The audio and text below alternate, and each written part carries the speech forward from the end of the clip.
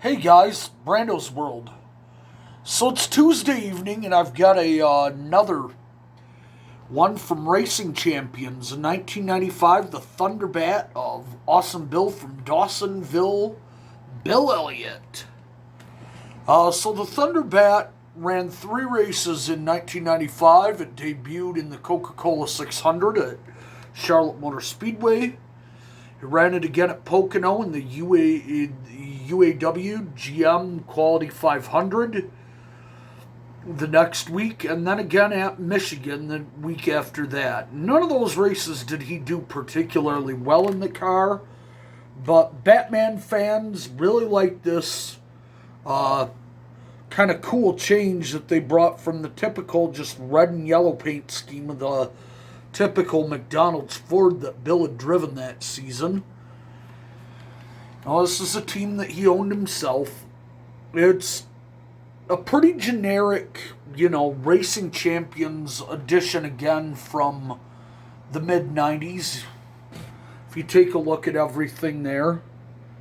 Some of the markings on the car are very similar to that of his regular paint scheme with the red with the yellow M on it, the golden arches. It's obviously still got the golden arches on the hood underneath the Batman.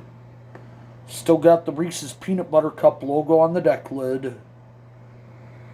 And then the Amico logo appropriately on the back of the car, as they had also sponsored Bill Elliott when he had driven the Budweiser car for the previous 3 years for Junior Johnson.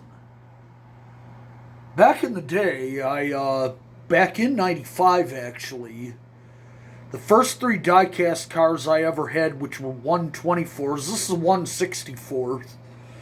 I received three 124ths from my grandma for Christmas, and it was this one, Jeff Gordon's DuPont Monte Carlo, and Darrell Waltrip's Western Auto Monte Carlo.